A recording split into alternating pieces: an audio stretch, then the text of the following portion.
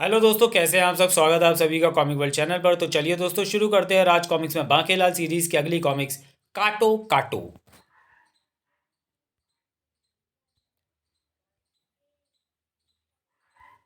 आम ऋतु हो, मीठे व स्वादिष्ट आमों से विशालगढ़ के वृक्ष लदे हों, भीनी भीनी सुगंध फैली हो, आसपास कोई ना हो, सिर्फ बाकेलाल हो। तो भला ये कैसे हो सकता था कि बाकेलाल उन आमों को चूस कर गुठलियों का ढेर वृक्ष के नीचे ना लगा देता।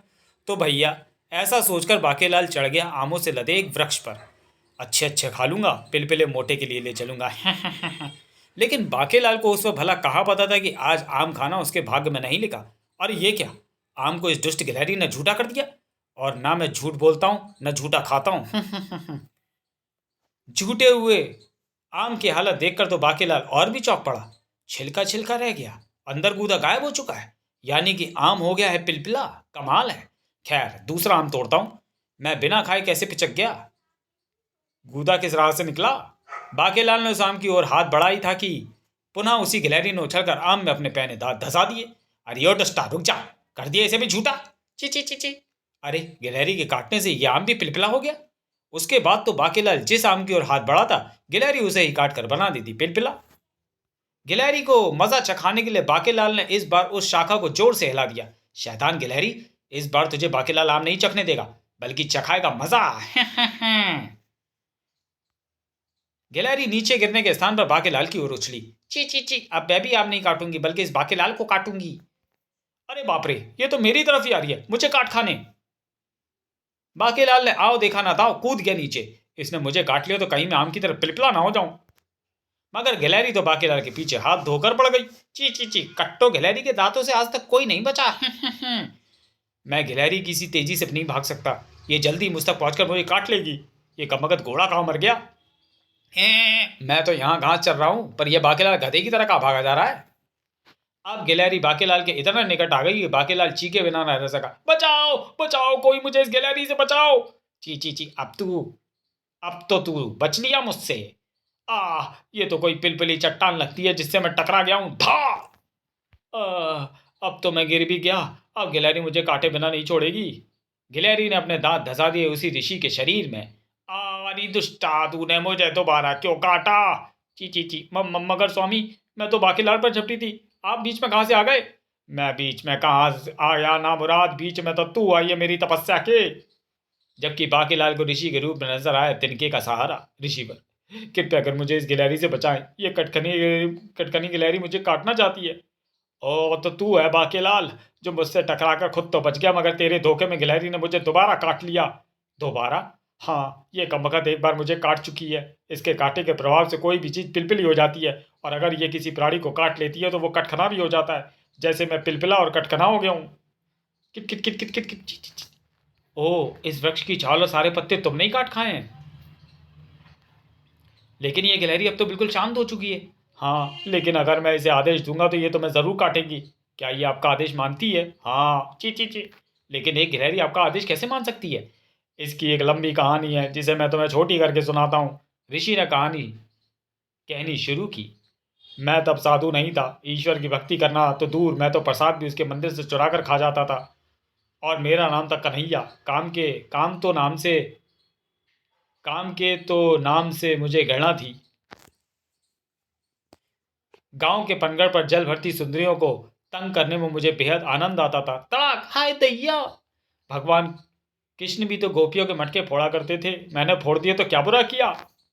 एक दिन मैंने बैरी के झाड़ से पेड़ तोड़कर खा रहा था कि तभी मेरी निगाह एक सुंदर कन्या पर पड़ी, जो वहां खड़ी पुष्प एकत्रित कर रही थी। वाह, कितनी सुंदर कन्या है, मैं इसी से विवाह करूंगा। मनी मन ऐसा निश्चय कर मैं उस युवती के पास पहुंचा। बोल गोरी बोल, तेरा कौन पिया। अभी तक तो कोई भी नहीं, और न ही कोई होगा। वाह, होगा क्यों नहीं, मैं हूं तो सही। आ मांग सजा दूं तेरी गेंदे के सिंदूरी फूलों से। अरे, ये तुमने क्या किया। मुझे ऋषि 100 वर्षीय का शाप मिला हुआ है कि अगर मेरा विवाह किसी मानव से हुआ तो मैं कटकनी गिलहरी बन जाऊंगी, क्योंकि मैंने ऋषि 100 वर्षीय के विवाह प्रस्ताव को ठुकरा दिया था।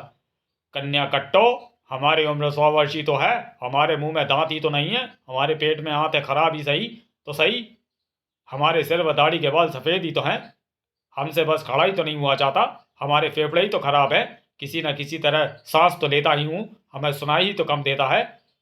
एक आंख पत्थर की है तो क्या हुआ, घुटनों में दर्द ही तो रहता है।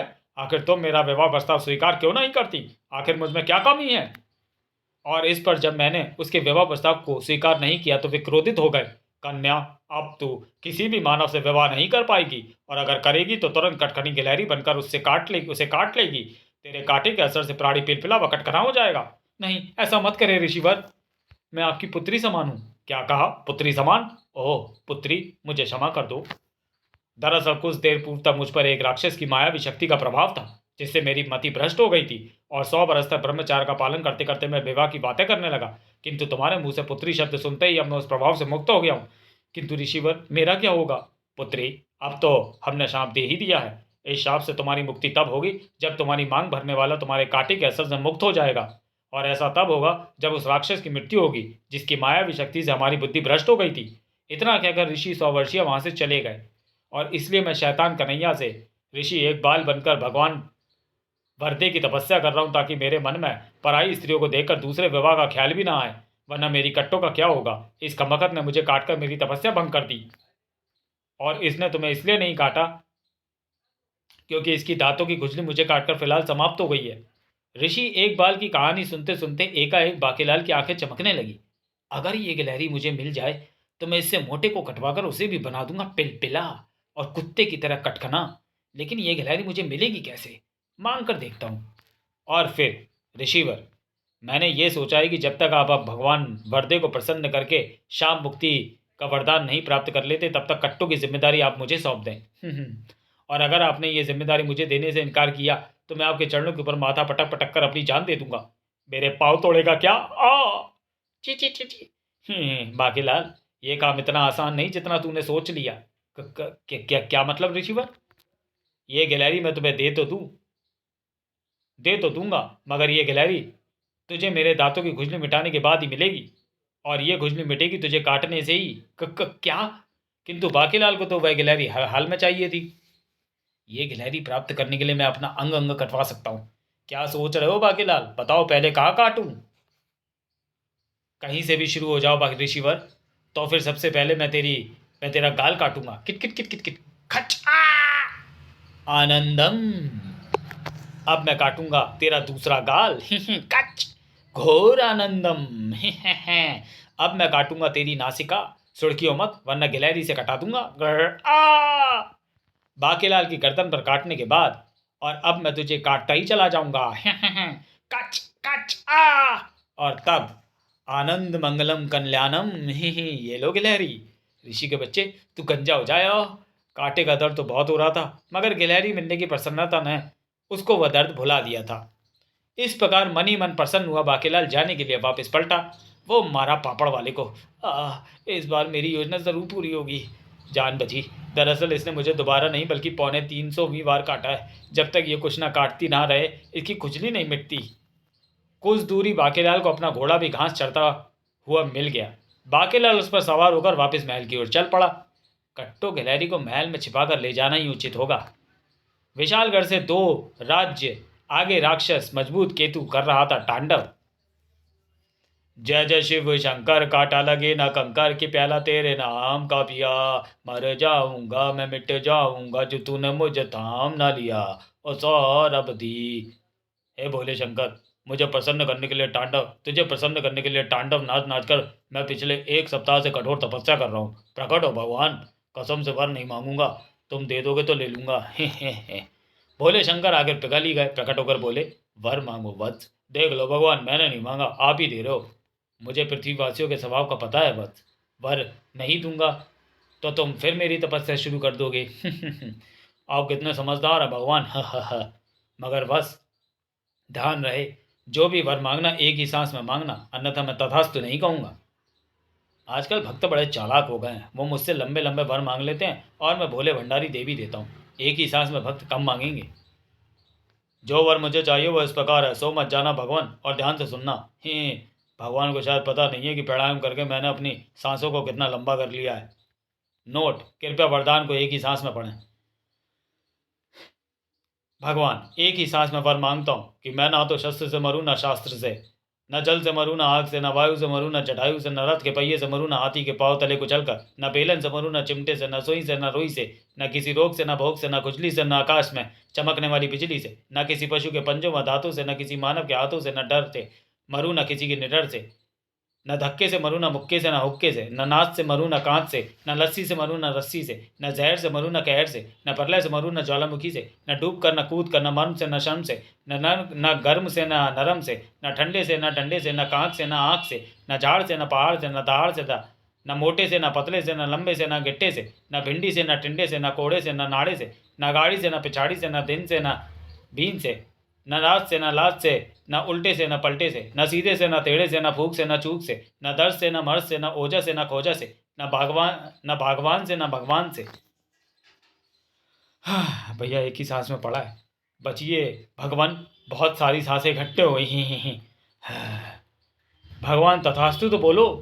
तथास्तु वत्स, किंतु बस एक बात का ध्यान रखना, अगर तुमने कोई युद्ध शुरू किया तो तुम्हें उसे जीतना अनिवार्य होगा। इसी के साथ शंकर भगवान हो गए अंतर्धान। वाह, अब मुझे कोई नहीं मार सकता, अब मैं करूंगा त्रिलोक विजय। है सबसे पहले पृथ्वी और उसके राज्य को अपने मायावी ताकत का प्रयोग करके जीतूंगा। राक्षस मजबूत केतु निकल पड़ा अपने पृथ्वी विजय के अभियान पर। अपनी शिव अपनी विश्व विजय का प्रथम ध्वज में फहराऊंगा इसी राज्य से। मेरे बेलन युद्ध की मार से नहीं बच पाएंगे दुश्मन। महाराज, इस शस्त्र से हम घर पर नहीं बच सके तो यहाँ कैसे बचेंगे? हमें पता होता तो हम अपनी बीवियों को भेज देते इस बेलन युद्ध के लिए। ठहरो कमक, तो भागो मत, घर पर भी तो खाते हो, यहाँ भी खाओ और मुकाबला करो। मुच्छड़ नगर। बेलन युद्ध जीतने के बाद अब मैं इस राज्य को मैं जीतूंगा ओला युद्ध से। सेवक, छतरी तुमने मेरे सिर से हटाकर घोड़े के सर पर क्यों तान रखी है मूर्ख? इसलिए महाराज, क्योंकि ओले पड़ने से आप तो नहीं बिदकेंगे, लेकिन अगर घोड़ा बिदक गया तो आपकी खैर नहीं। महाराज, हम शस्त्रों से तो लड़ सकते हैं, ओलों से नहीं। हाँ भैया, मैं तो गिरा कर भाग लूंगा। हाँ। जबकि इधर बाकीलाल अपनी योजना को कार्य रूप देने के लिए पहुंच चुका था महाराज विक्रम सिंह के कक्ष के बाहर।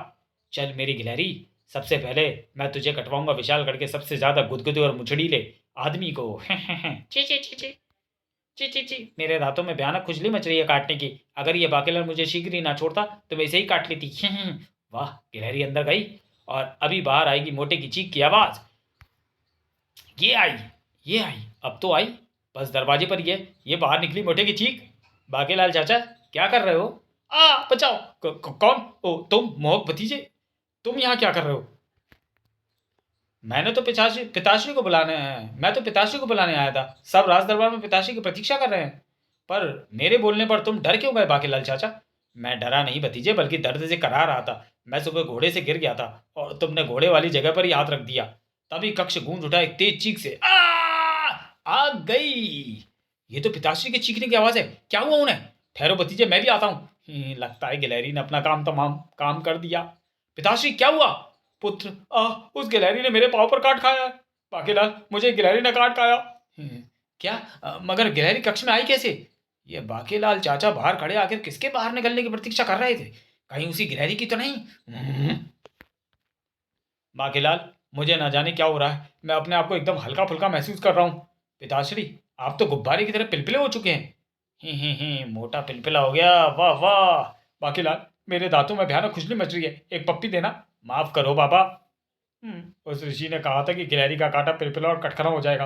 अब इससे पहले कि ये मुझे काट ले, मैं इस तकिए को इसके मुंह पर आगे कर देता हूँ। अबे, ये मुझे काट रहा है, पीछे कर मुझे। विक्रम सिंह ने पलक झपकते ही नोच नोच कर काट काट कर उस तकिए को रोई रोई कर डाला। बाकीलाल, मेरे दांतों की खुजली अभी भी नहीं मिटी, एक पप्पी देना। पिताश्री को क्या हो गया है? तो चलिए दोस्तों, वीडियो को यहीं समाप्त करते हैं और मिलते हैं काटो काटो के दूसरे और अंतिम भाग में अगले वीडियो में। तब तक के लिए धन्यवाद।